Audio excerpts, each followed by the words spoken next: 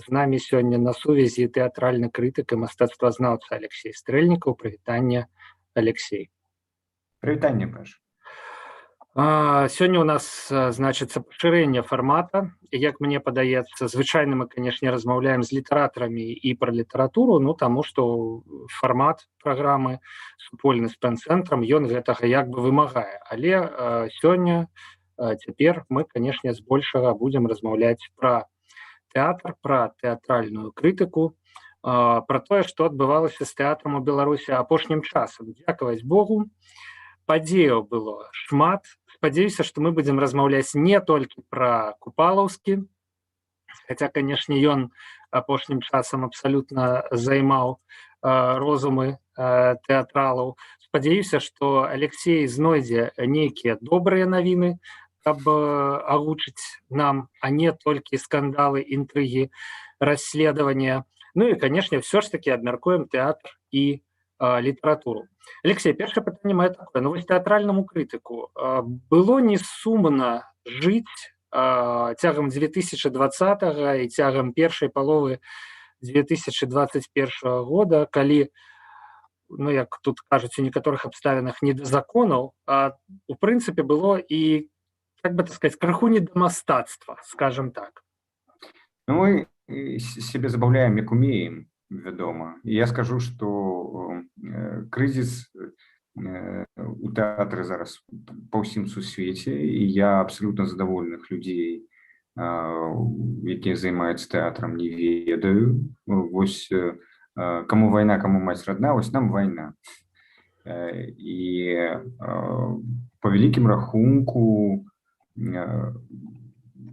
неяк выгрібацца з гэтага ўсяго нам прыйдзецца яшчэ доўга, нават нягледзячы на розныя палітычныя крызісы, якія, здаецца, ёсць таксама не толькі ў нас. Мне здаецца, што той крызіс, пра які кажаш ты цяпер, гэта не каранавірусны крызіс, не палітычны крызіс, а наадварот каранавірусны, так? Я бы сказаў, што эканамічны ў нейкай ступені, таму што, в прынцыпе, тэатральнае мастацтва такая надбудова, яна залежыць ад таго, наколькі эканоміка жыве нармальна. І зараз нармальна, наколькі я разумею, жыве толькі віртуальная эканоміка. Хто там працвітае? Безос, хтось яшчэ такі. А вось сфера паслуг і як бы тэатральнае мастацтва да яго адносіцца, яно пакутае. І вось год назад пачалася ўся гэтая гісторыя з віртуальнымі спектаклямі. Першыя, здаецца, віртуальныя прэм'еры яны якраз недзе ў сакавіку, красавіку і пачалі адбывацца. І з аднаго боку мы атрымалі, там быў такі выбух пірацкіх спектакляў, таму што так вараваліся спектаклі, як год назад, такого проста ні разу не было. Там была расійскімі піратамі-энтузіастамі адкрыта такая бібліятэка Апалоніі, і там было па 1000 проста спектакляў з усяго света. І такі доступ вось да базы тэатральнай, як ён быў год назад, такого уявіць сабе было немагчыма. І многія міжнародныя фестывалі, прэстыжныя міжнародныя фестывалі, напрыклад, берлінскія тэатральныя сустрэчы, яны проста пайшлі ў онлайн-фармат, і не адзіныя, і гэты доступ быў, канешне, агромны да таго, што лічыцца на сёння актуальным мастацтвам. Я, як тэатральны крытык падчас берлінскіх тэатральных сустрэч, забаўляўся не толькі праглядам спектаклям, але і онлайн-абмеркаваннем. Мае калегі з такі ёсць сайт «Начная крытыка». І яны проста казалі, што вось там суткі адкрыта спасылка, як звычайна, а мы ровна о 8:00 на раз, два, три, 4, 5 разам пачынаем глядзець спектаклі і па ходу яго абмяркоўваць. І это такі класны фармат. На жаль, у Беларусі ён амаль не прыжыўся. То бок атрымліваецца, што тэатр, у прынцыпе, вельмі хутка зрэагаваў на выклік, звязаны з каранавірусам. Як ты кажаш, першыя прэм'еры пачаліся ў сакавіку, красавіку. У Беларусі у прынцыпе толькі раскручвалася гэтая першая хваля, але новыя выклікі перад тэатральнай сцэнай, да, перад інтэрпрызай у выглядзе пірацтва. Я не ведаю, раней не было пірацтва у тэатры. Найперш відаць, И оно было не патрэбнае. Я могу показать, вы можете зараз, напрыклад, параўнаць, што ёсць каналы, YouTube каналы беларускіх тэатраў, і вы можете параўнаць колькасць праглядаў у іх тэатральных ролікаў да каранавірусных і пасля каранавірусных. І зараз як бы купалаўцы, напрыклад, яны прыйшлі там на абсалютна новы ўзровень, таму што ну, як бы 500 праглядаў было нармальна для беларускага спектакля онлайн. Зараз там прэм'ерных праглядаў мінімум 10 000 ось ідзе ў спектакля «Страх» у кожнай серыі. Там 300 000 праглядаў тутэйшых. Гэта вельмі шмат. Это такія лічбы незвычайныя. Ну, скажем так, да таго, як пачаўся гэты каранавірусны крызіс, я ўвогуле не ведаў, што ў тэатраў ёсць свае YouTube-каналы. Ну, як пачнем з гэтага.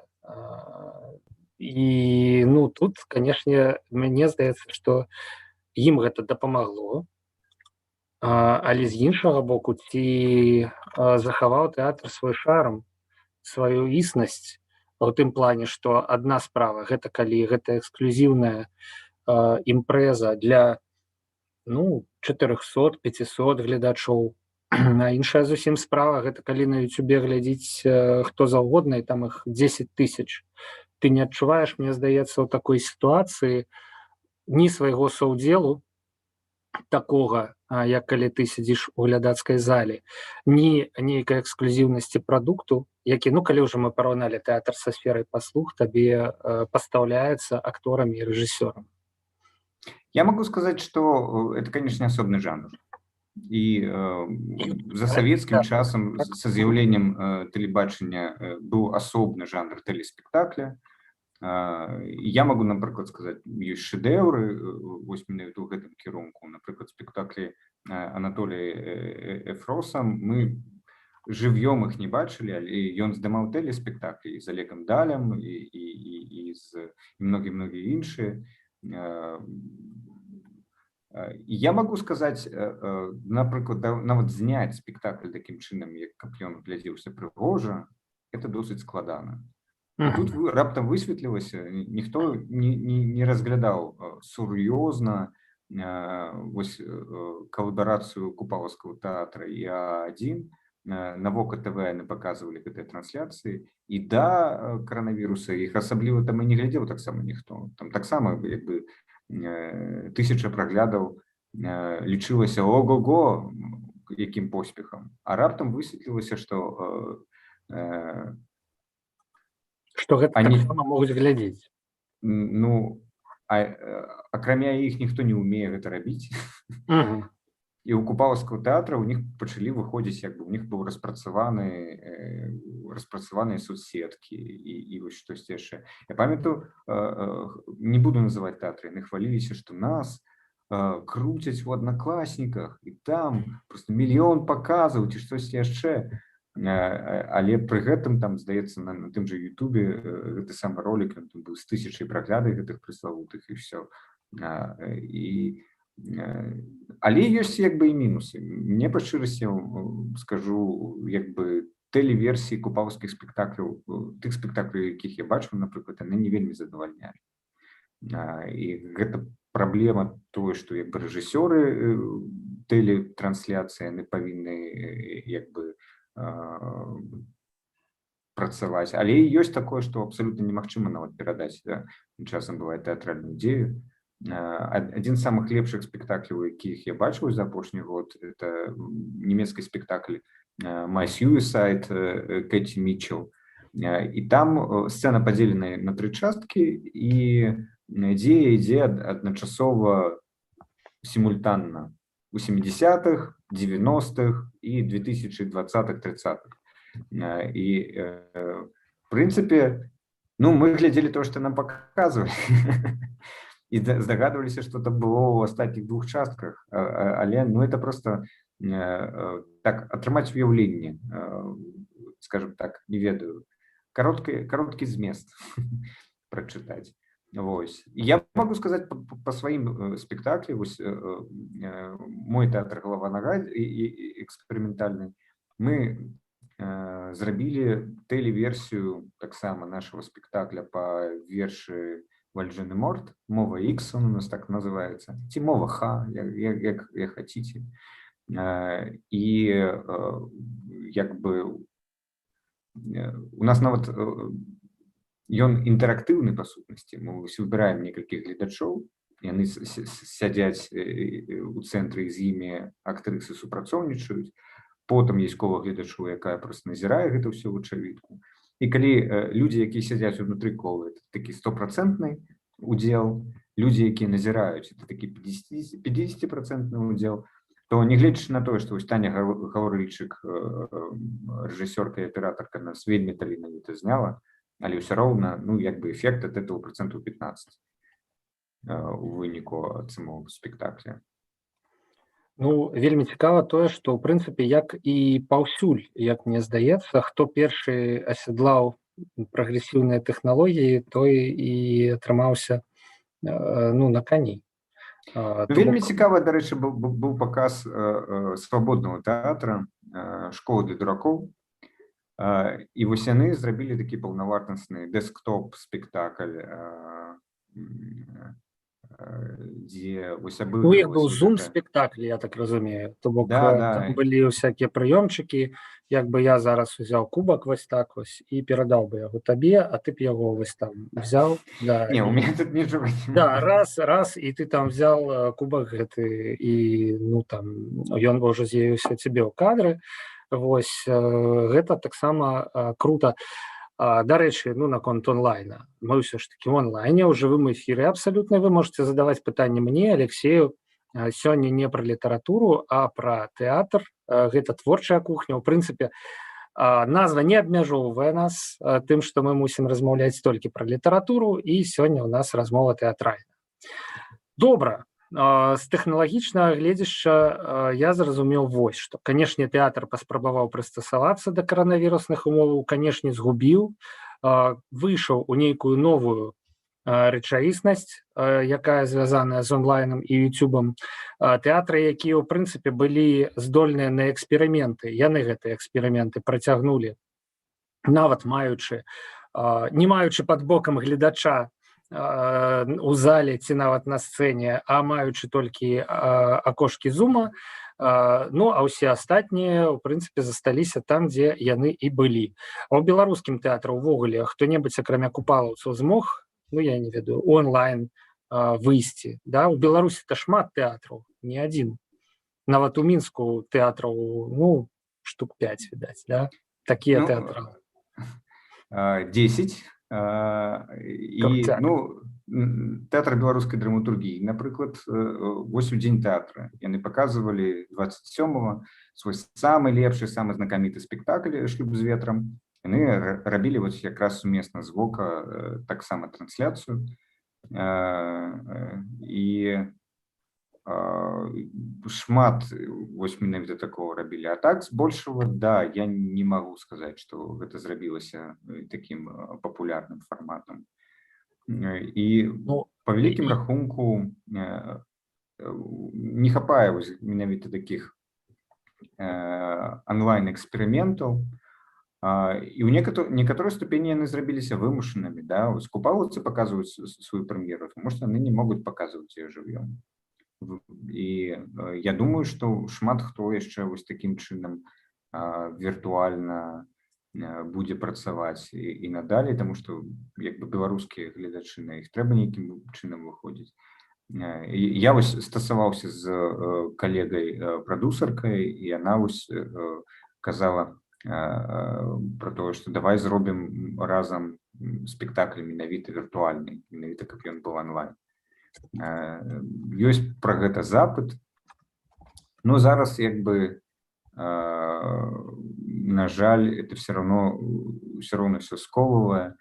Я бачу, напрыклад, па тым жа купалаўцам, што ім фідбэка не хапае, і вось гэта адзін раз сыграны і паказаны спектакль. Ну вот То бок спектакль ім жыве, да, ім ім не па той хапае бок досведу. экрана таксама не тое. Канешне, Мгм. увогуле спецыфіка тэатральнага артыста, яна у працы на публіку. Ад публікі ты жывішся і все. Я могу сказаць, я глядзеў, калі вось гэтую Паўлінку ў купалаўскім тэатры, пры тым, што Новую Паўлінку. Ты паглядзеў ужо Да, тую, якая з Няфёдавай, да. і гэтак далей. Пры тым, што я, канешне, злобна настроены і супраць Міронава, і супраць Аўсяннікава, але я пабачыў, як яны абрадаваліся тым, што яны выйшлі на сцэну. І я жывы чалавек, я за іх парадаваўся. Вось хтосьці можа сабе такое дазволіць. Это, відаць, раскоша зараз выходзіць на сцэну, мець доступ да публікі. Ну, я не ведаю, я ці расказваў гэтую гісторыю, але Ну, якасць публікі, яна вельмі спецыфічная. Я, в прынцыпе, ніколі не бачыў такое, каб людзі хлопалі пасярод рэплік. Да, это дзіўна. То бок яны не разумеюць, на твою думку, што адбываецца ўвогуле? Ну, чаму яны пляскалі пасярод рэплік? Ну, яны чулі нейкую трапны выраз, і ідзе такая авацыя, а акцёру трэба рэпліку скончыць, і это камічны эфект. Не, ну я хіба што тут магу раскіданае гняздо прыгадаць, і славутую рэпліку бацька павесіўся, і то яна сканчаецца. І ў гэты момант людзі пачынаюць пляскаць, а не там пасярэдзіне. Вось. Так што, дарэчы, вось у каментарах нам пішуць, дзеецца, што ў краіне, а вы пра тэатр. Да? Тут мы адказваем, а што тэатру памерці? Не паміраць трэба, толькі зараз гэта не актуальна. Напрыклад, што нас мала людзей глядзіць, толькі 18 чалавек на YouTube. Ну, это не шмат, конечно, да. Ну, я скажу, что, разумееце, для мяне было это пытанне, оно было восень, і мы спрачаліся з тымі людзьмі, якія працавалі ў дзяржаўных тэатрах і не сышлі ў забастоўку.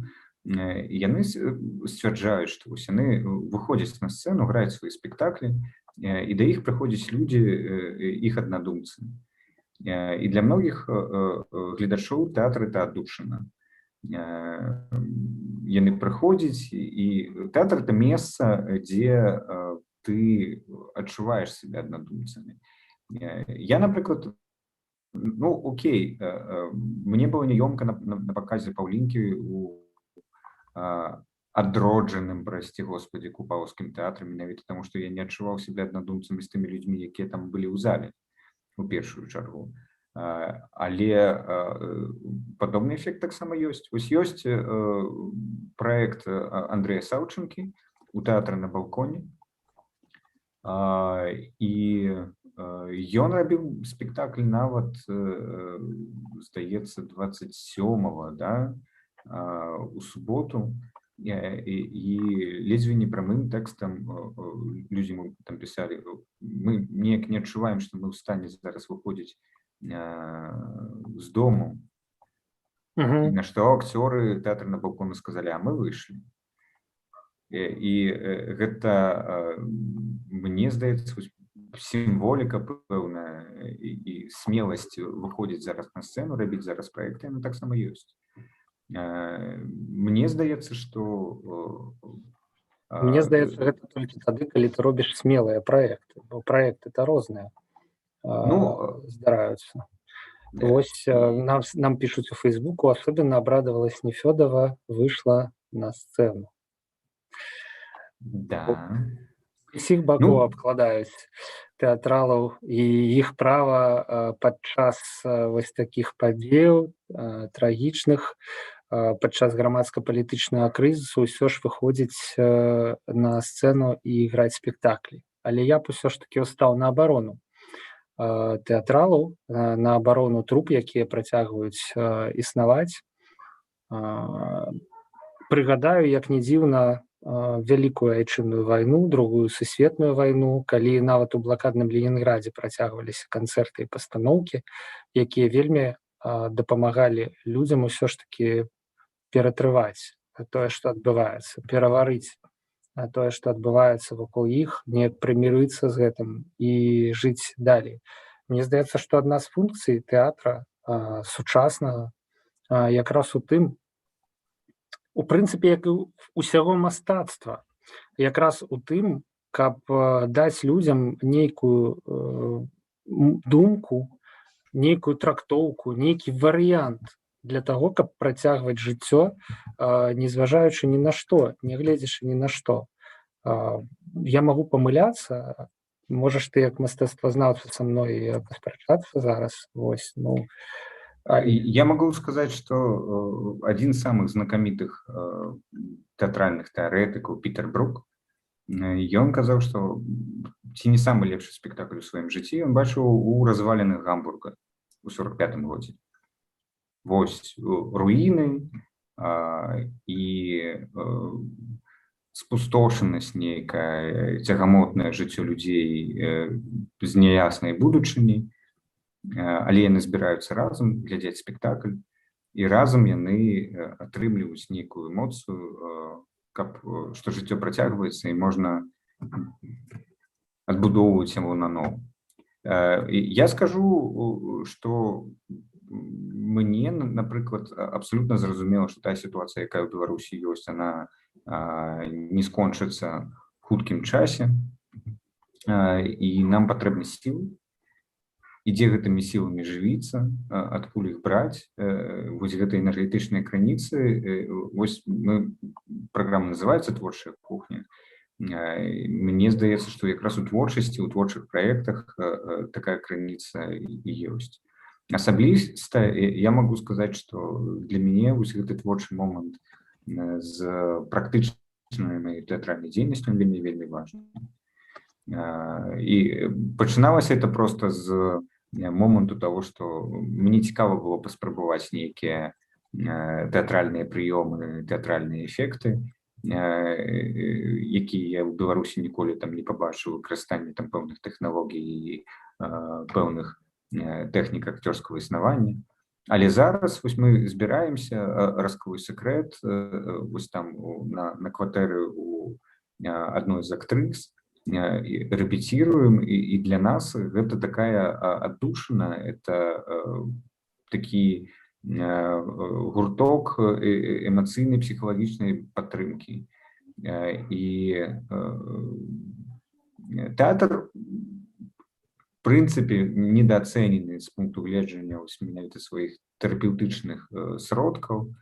Вось нешта там, не ведаю, пракрычаць, нейкім разыграць вось нейкую там псіхалагічную расстаноўку, псіхадраму ці штось яшчэ. Мне здаецца, што тыя траўмы псіхалагічныя, якія мы зараз все панеслі, у нейкай ступені гэтым калектыўнымі намаганнямі это ўсё можна выпраўляць. І я могу сказаць наконт там перапыненых вулічных шэсцяў. Многія ж менавіта заражаліся на іх, да, вось выходзілі вось гэта адчуванне локця, адчуванне таго, што ты не адзін.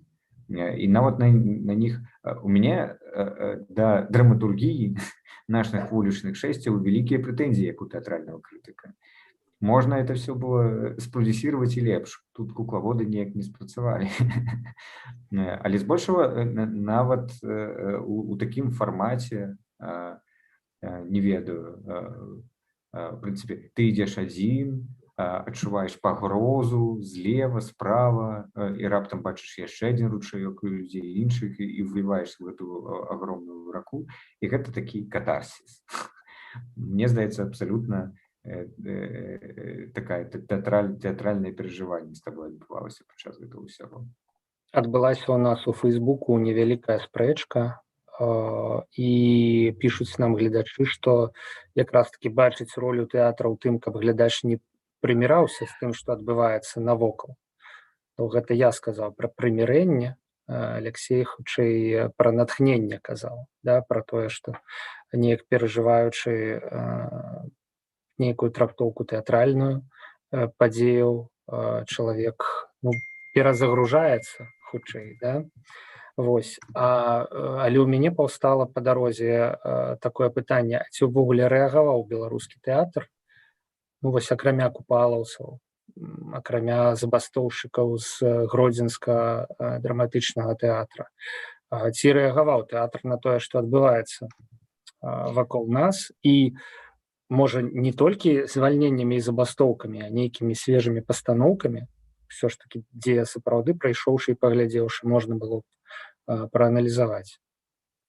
Я шчыра скажу, што тыя прэм'еры, якія я бачыў, яны калі і закраналі вось гэтае пытанне беларускай актуальнасці, то толькі ўскосна.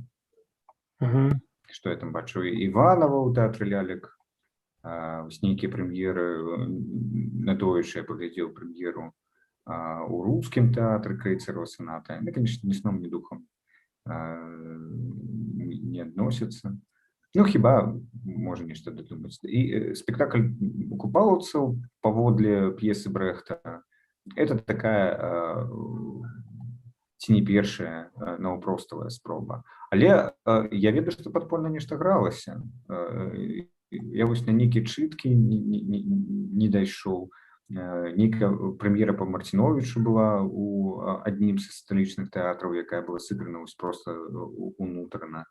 В прынцыпе, тое, што мы як бы не ведаем, не бачым, што штосьці адбываецца, это не факт, што нічога не адбываецца. Это факт, што хтосьці вельмі добра заканспірыраваны. І тое, што ў нас настала эпоха падпольнага тэатральнага мастацтва, тут я вам гарантую. Я могу вам сказаць, што мы зробім наш спектакль, але публічна мы его агучваць не будзем. Што, дуракі, што ли, ці што? Ну, я больш скажу, што беларускія артысты, яны, напрыклад, паўдзельнічалі ў сумесным праекце з рускім тэатрам Літвы, дзе якраз усе гісторыі там і Александра Радзько, які пераплываў Нёман, там, ратуючыся там монаўцаў, і Паліны Дабравольскай, пра тое, як яна хадзіла на матч з маці, і многія іншыя, яны зрабіліся падставай для такой дакументальнай тэатральнай пастаноўкі, якая, наколькі я ведаю, атрымала галоўную прэмію тэатральную літоўскую, здаецца, тэатральны крыж ці штось такое. Это вось пару дзён таму у нядзелю, да, это учора атрымліваецца, пра гэта пісаў вядомы літоўскі драматург. Вылецела прозвішча, но дзякаваў якраз вось менавіта гэтай супрацы літоўскіх і беларускіх артыстаў. Таму штосьці адбываецца і штосьці будзе яшчэ. Вось па гарачых слядах там Андрэй Курэйчык напісаў сваю п'есу. Яна пакрыўджаная Беларусь. Беларусі, як ён там ужо выкруціў, гэты Андрэй Курэйчык. Яна гралася амаль паўсюль. Я думаю, што это толькі пачатак, таму што, в прынцыпе, тэатр мае шмат сродкаў для працы вось менавіта з такім матэрыялам, які вось адбываецца зараз. Мае рацыю, калі запытаюся, што першымі ўсё ж такі мусяць папрацаваць літаратары з гэтым матэрыялам. Ці залежны тэатр ад літаратурнай першаасновы, то бок спачатку мусіць быць п'еса і толькі пасля пастаноўка. Я так уяўляю сабе. Я скажу, вось мы нават рабілі драматургічны конкурс Райтбокс, і дэдлайн у яго быў 1 верасня.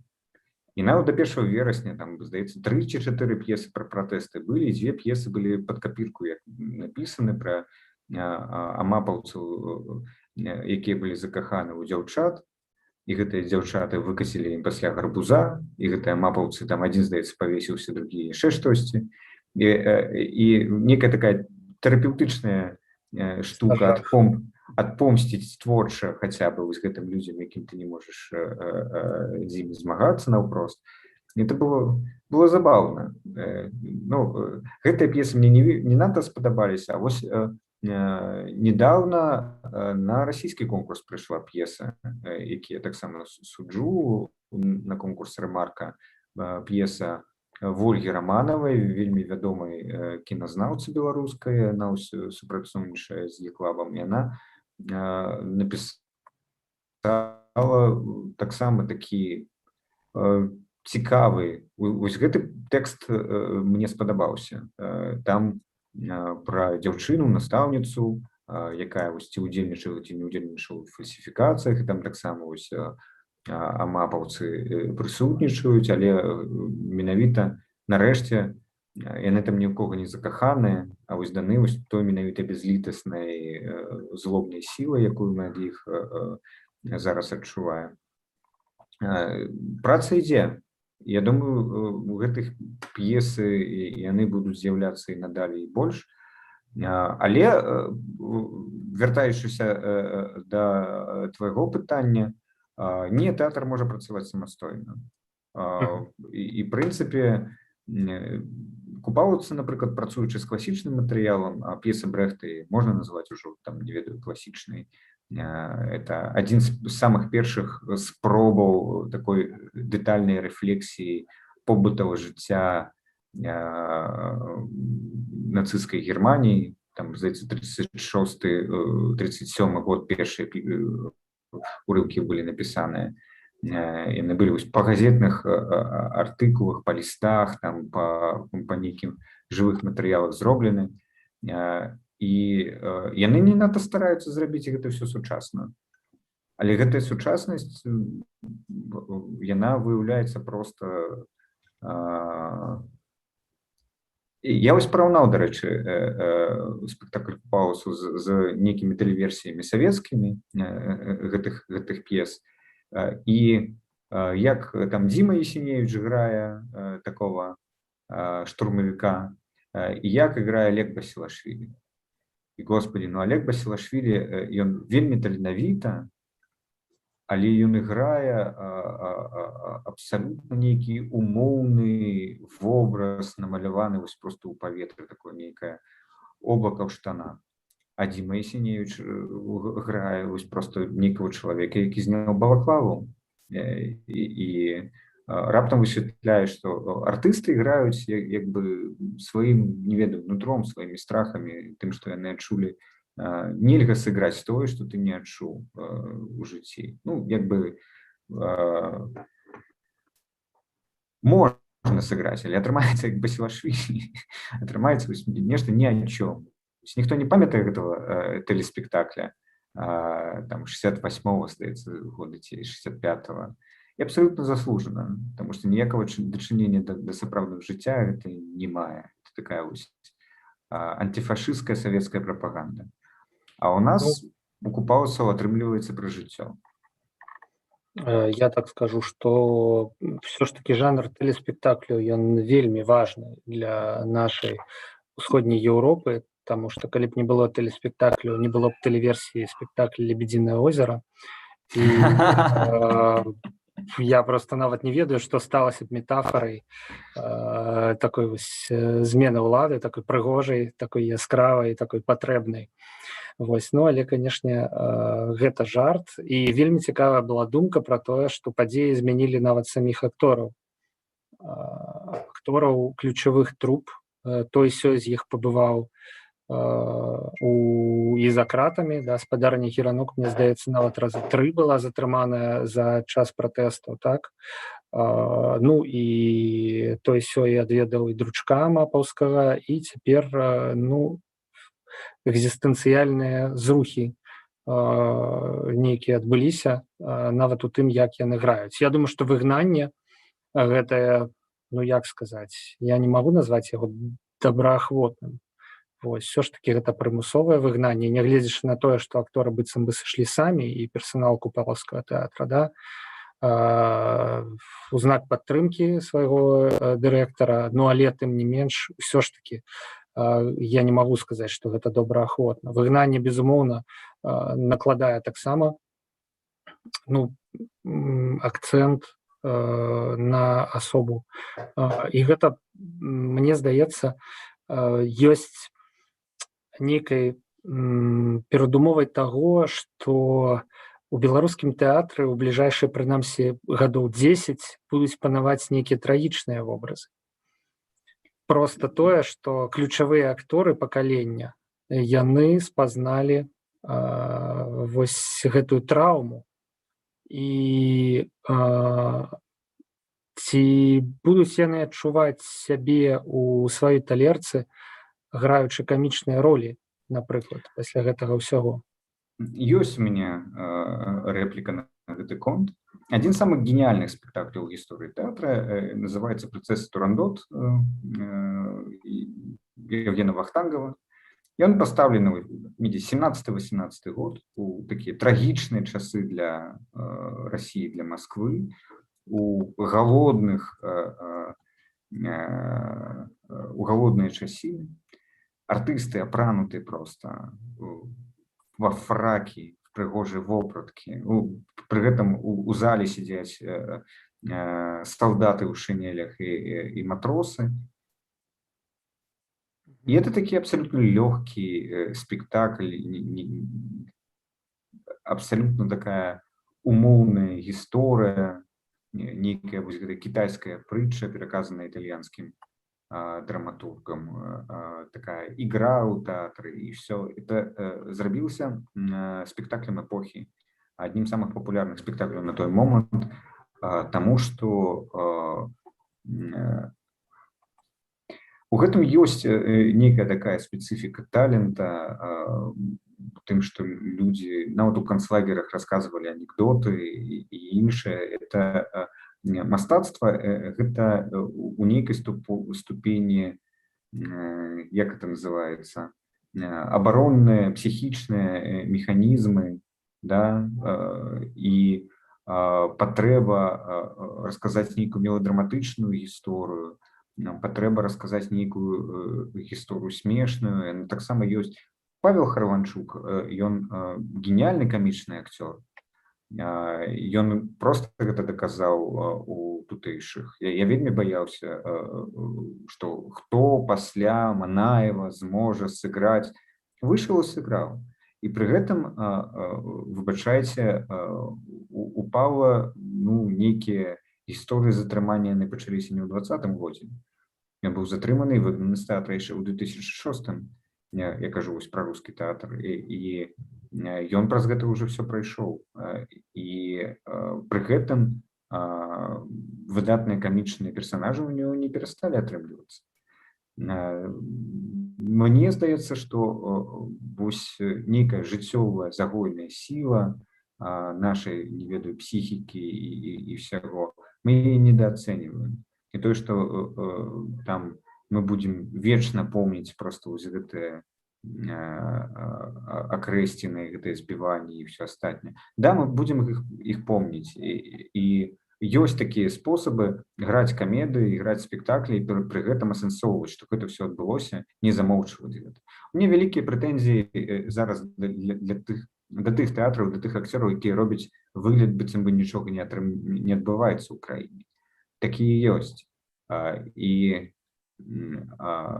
А збольшага я не могу ставіць там прэтэнзіі артыстам, што яны выходзяць на сцэну, усведамляючы, што на вуліцы там хапаюць людзей, хтосьці сидзіць у турмах дагэтуль, і нават іх калегі і іншыя. Тут ёсць такая моцная папраўка. Метафоры гэтаму можна прыдумваць бясконца. Вось пакуль ты зараз казаў, мне прыгадаўся аркестр, які граў на палубе Тытаніка, напрыклад. То бок зразумела ўсім, што карабель хутка пойдзе уніз, на дно, не на залатое, она абсалютна звычайная. Вось, але тым не менш аркестр грае для людзей і не спыняецца. І акцёры яны таксама выходзяць на сцэну. Але тут мне здаецца, што якраз такі функцыя гэтага аркестра было рабіць выгляд, што ўсё ж такі не, все як звычайна. Якраз такі да такіх тэатралаў ты маеш прэтэнзію, якія імкнуцца пакінуць людзей у гэтым стане да 2020 года, умоўна кажучы, да жнівеньскім. Да? Ну, так, я могу сказать, что это тонкая межа, якая не дазваляе падзяліць, напрыклад, і тэатры на кепскія і добрыя, і спектаклі нават на кепскія і добрыя, тому что мне здаецца, нейкая трэска там прайшла просто пасярэдзіне розных калектывах. Я бачу, як бы тэатры, які мне здзіўляюць там сваім рэпертуарам прямо цяпер, калі яны падчас нейкага матча нават мы ставілі прэм'еру «Загнаных лошадей пристреливают», да, з такой назвай, якая ну просто мне было шокавае стан з гэтага боку. Але таксама людзі, якія граюць у гэтым тэатры, у них стаяць сардэчкі бабарыкі там на аватарках і іншае, і ты разумееш, што ну, з нейкага агульнага меріла судзіць людзей. Кожны... Мне вельмі спадабалася вось гэтая думка Кацярыны Шульман пра тое, што нельга рабіць вось гэты, як это называется, адзіны правільны спосаб пратэсту. Ну, кожнага свой. Ты просто як бы у належны момант, які, ну, на жаль, вось, якая жорсткая праўда зараз адбываецца, тое, што я асабіста не адчуваю, што это вось належны момант, ён прыйшоў там у суботу, напрыклад, ці вось будзе ў бліжэйшы час, калі мы там все кінем зноўку і выйдзем. Але да гэтага моманту кожны супраціўляецца як можа там, дзе ён ёсць, там, дзе ён працуе. Пра Кацярыну Шульман прыгадалася мне абсалютна іншая цытата. Яе запыталіся, ці тэатральны яна чалавек. Яна адказала: я ўвогуле не разумею, навошта існуе тэатр. Там было нешта накшталт таго, што я не разумею, навошта збіраць людзей разам у зале, і каб нехта перад імі там хадзіў па сцэне, калі ёсць кнігі. Калі пра ўсё пра гэта можна прачытаць у кнізе і прыдумаць сабе, як выглядаюць гэтыя героі, прыдумаць сабе свой уласны тэатр паводле кнігі ў сваёй галаве. То бок кніга, тэатр як спосаб тысяч розных уяўленняў уніфікаваць у нейкай адной карцінцы пры дапамозе рэжысёра і людзей, якія ходзяць па сцэне. Я могу на это отказать. Алексей.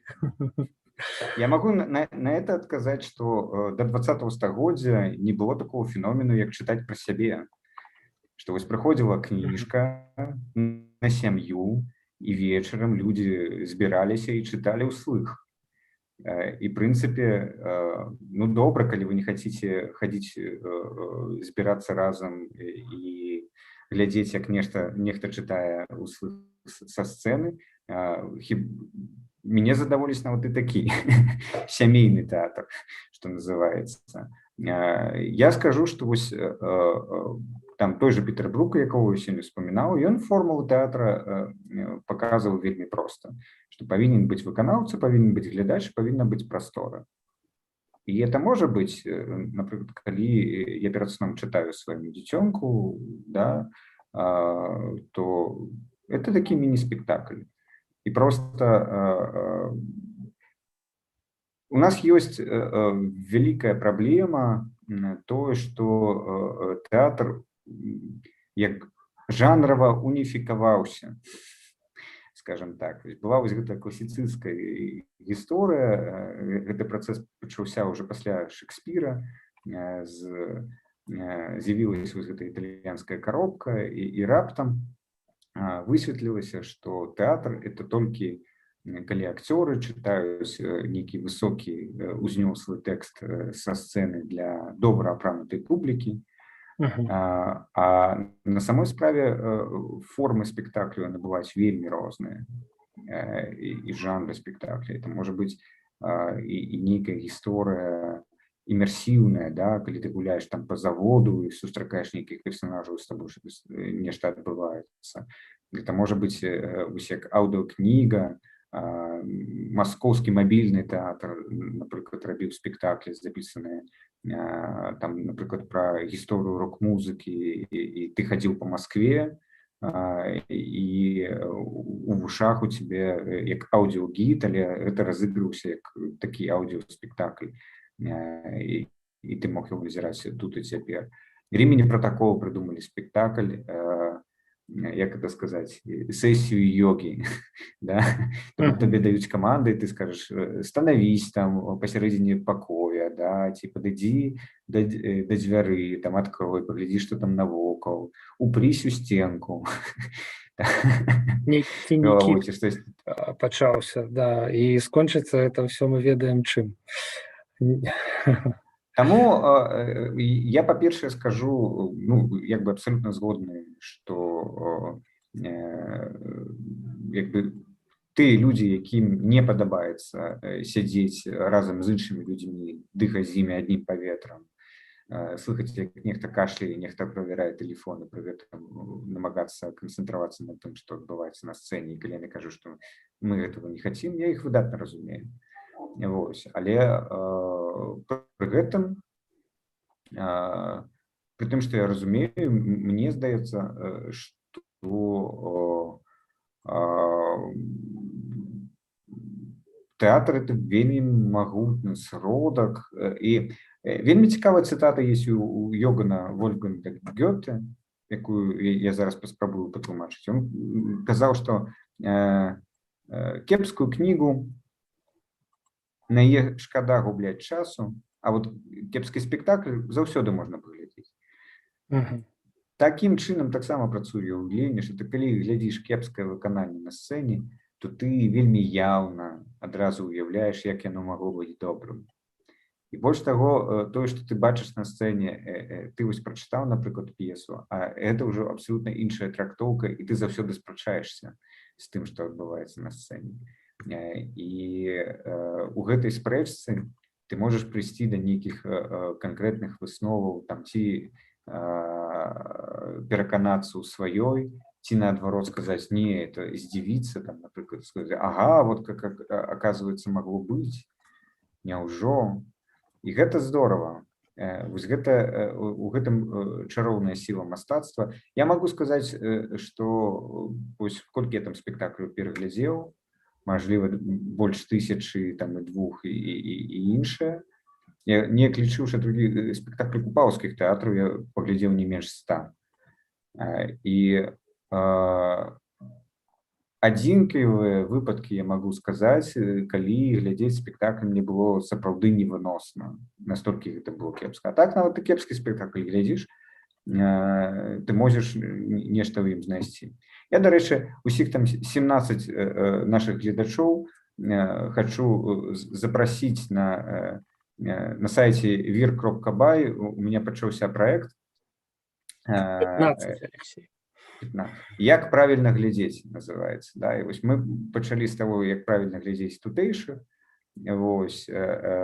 У красавіку я не раскрою сакрэт, як правильно глядзець якого вядомого беларускага рэжысёра.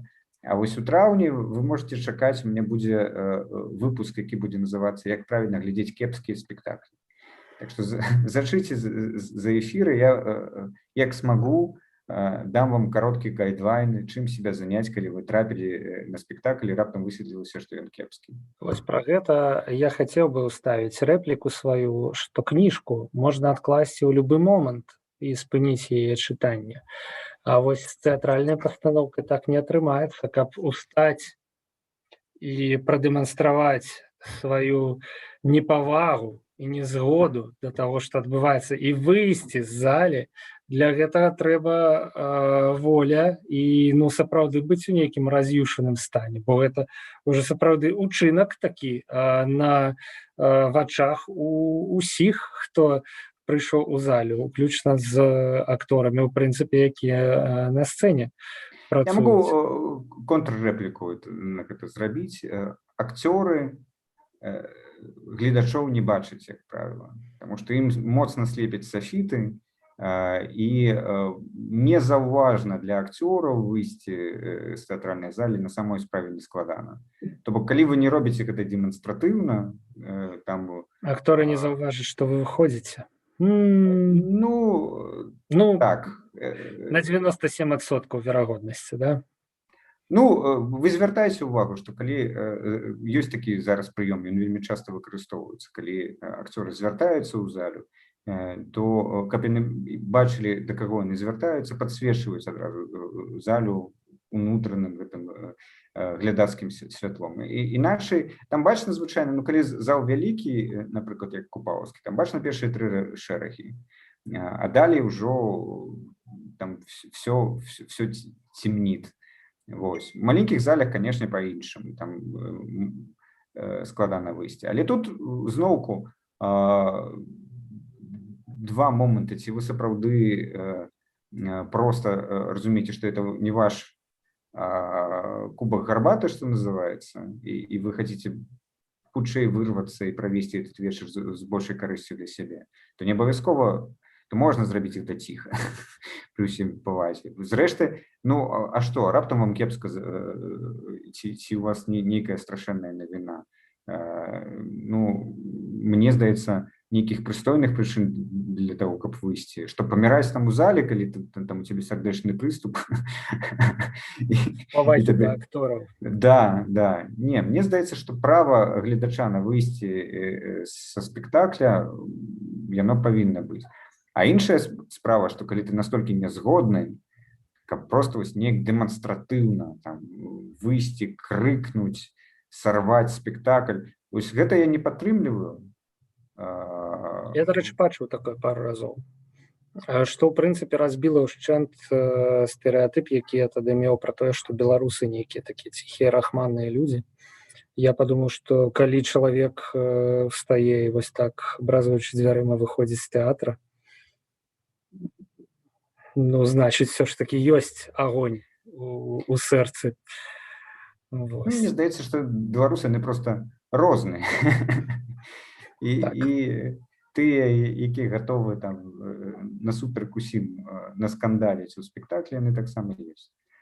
Вось. Я на сваё шчасце, ну, я прынамсі не ўспомню. Мусіла быць, але я не помню. Там... То есть нам браць квіткі ў апошні шэраг у каментарах, каб можна было ціха выйсці, але тады дрэнна бачна. Я магу сказаць, зараз звычайна нават можаш сам выбраць квіткі, калі ты купляеш электронныя квіткі. Да, і да, это абсалютна так. Калі ідзеш на спектакль, у якім ты не ўпэўнены, взяць бакавыя квіткі — это вельмі правільны і мудры крок. А у сярэдзіну зале хай трапляюць тыя, хто не паспеў на края купіць. Ці... Ну, вось, напрыклад, спектакль Жэня Караляка, да? Вось тыя людзі, якія ўпэўнены, што ім спадабаецца, яны могуць садзіцца дзе заўгодна. Але ён заўсёды быў, напрыклад, такі, ну, прынамсі, вось на афішы Тутбай, да, там ёсць каментары да спектакля.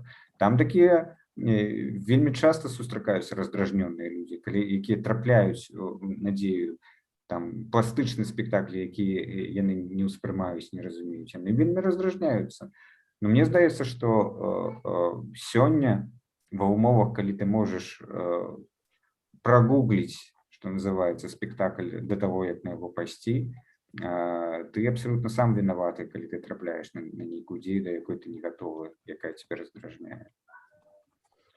Тут адказнасць гледача ёсць.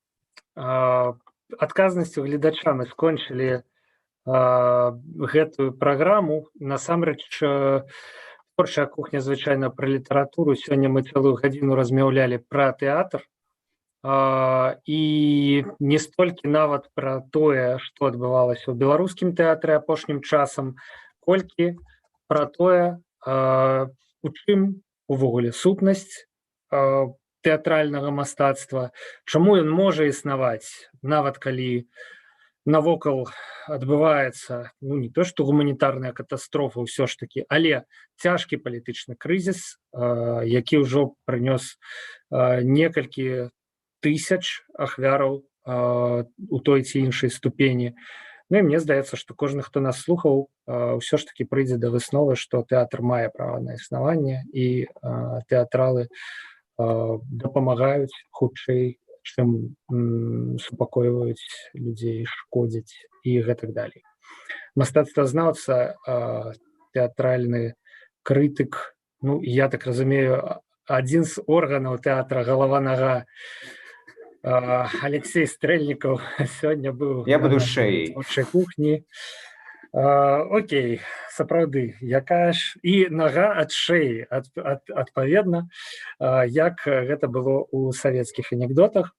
Вось, Алексей Стрэльнікаў быў сёння на творчай кухні, Павел Свярдлоў працаваў для вас з боку Еўрарадыё, калі ўсё будзе добра. Гэта быў, канешне, такі надзвычайны панядзелкавы эфір, звычайна мы сустракаемся па серадах. Калі ўсё будзе добра, то ў сераду, я думаю, што мы з вами пачуемся і зноў будзем размаўляць пра мастацтва, а калі пашанцуе, і пра літаратуру. На гэтым развітваюся. Да пабачэння, Алексей, дзякуй вялікі. Развітайся, калі ласка, таксама з нашымі гледачамі, мы яшчэ ў эфіры, я даю табе. Да.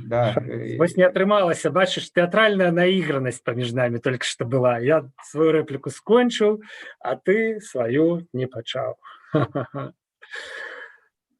Ну, у всякім разе, да, да пабачэння. Усім рады быў чуць, з днём тэатра.